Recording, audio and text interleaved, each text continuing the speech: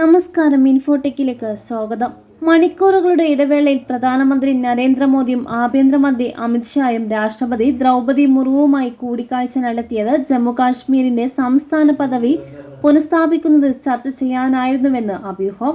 BJP സംസ്ഥാന അധ്യക്ഷൻ സദ് ശർമ്മ, ലഡാക്ക് ലഫ് ഗവർണർ രവീന്ദർ ഗുപ്ത ഉൾപ്പെടെ പ്രമുഖരുമായി വെള്ളി, ശനി ദിവസങ്ങളിൽ അമിത്ഷാ കൂടിക്കാഴ്ച നടത്തിയിരുന്നു. തിങ്കളാഴ്ച ജമ്മുകാശ്മീർ ഷിയ അസോസിയേഷൻ പ്രസിഡന്റ് ഇമ്രാൻ റാസ അൻസാരിയും ആഭ്യന്തരമന്ത്രിയെ കണ്ടിരുന്നു. ജമ്മുകാശ്മീരിന് സവിശേഷാധികാരം നൽകുന്ന 370 വകുപ്പ് എടുത്തു കളഞ്ഞതിന്റെ വാർഷിക ദിനമായി ഇന്ന് NDA മുന്നണിയിലെ MPമാരുമായി പ്രധാനമന്ത്രി ആശയവിനിമയം നടത്തുമെന്നും പറയപ്പെടുന്നു. ഇവയെല്ലാം കൂട്ടിവായിച്ചാണ് ജമ്മുകാശ്മീരിന് സംസ്ഥാന പദവി പുനഃസ്ഥാപിച്ചേക്കുമെന്ന പ്രചാരണം ശക്തമായത്. ഇന്ന് നിർണായക പ്രഖ്യാപനം ഉണ്ടായേക്കുമെന്നാണ് അഭ്യൂഹം. 2019 ഓഗസ്റ്റ് 5-നാണ് 370 വകുപ്പ് കേന്ദ്രം എടുത്തു കളഞ്ഞത്. ജമ്മു ആൻഡ് കാശ്മീർ, ലഡാക്ക് എന്നിങ്ങനെ കേന്ദ്രഭരണ പ്രദേശങ്ങളായി സംസ്ഥാനത്തെ വിഭജിക്കുകയും ചെയ്തു. ഇതോടൊപ്പം നിയമസഭയും പിരിച്ചുവിട്ടു. ലഫ്റ്റനന്റ് ഗവർണർമാരിലൂടെ ഭരണം കേന്ദ്രത്തിന്റെ നിയന്ത്രണത്തിലാക്കുകയും ചെയ്തു. സംസ്ഥാന പദവി പുനഃസ്ഥാപിക്കുമെന്ന് പിന്നീട് പലതവണ പ്രധാനമന്ത്രിയും ആഭ്യന്തരമന്ത്രിയും പറഞ്ഞിരുന്നു.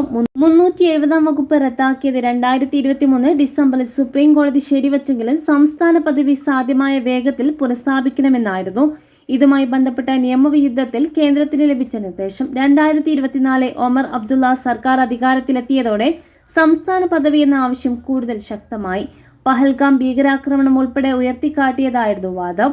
സംസ്ഥാന പദവി പുനഃസ്ഥാപിച്ചതിൽ ജമ്മുകാശ്മീരിൽ വീണ്ടും നിയമസഭാ തെരഞ്ഞെടുപ്പ് നടത്താമെന്നത് അനുകൂലമായി മോദി സർക്കാർ വിലയിരുത്തുന്നു. വീണ്ടും തെരഞ്ഞെടുപ്പ് നടത്തുന്നതിൽ എതിർപ്പില്ലെന്ന് മുഖ്യമന്ത്രി ഒമർ അബ്ദുള്ള നേരത്തെ തന്നെ വ്യക്തമാക്കിയിട്ടുണ്ട്. സംസ്ഥാന പദവി പുനഃസ്ഥാപിക്കുന്നതിൽ നാഷണൽ കോൺഫറൻസ് ഒരിക്കലും തടസ്സമാക്കില്ല എന്നും അദ്ദേഹം വിശദീകരിക്കുകയുണ്ടായി.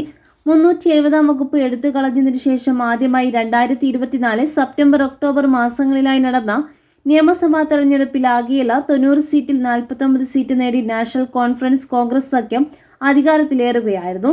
നാഷണൽ കോൺഫറൻസിന് 42 സീറ്റുകൾ ലഭിച്ചപ്പോൾ കോൺഗ്രസിന് 6 സീറ്റ് ലഭിച്ചു. സഖ്യത്തിലുള്ള CPMന് 1 സീറ്റ് ലഭിച്ചു. 29 സീറ്റിലാണ് BJP വിജയിച്ചത്. 3 സീറ്റിൽ PDPയും AAP, JPC കക്ഷികളും 1 വീതം സീറ്റിലും സ്വതന്ത്ര 7 സീറ്റിലും വിജയിച്ചു.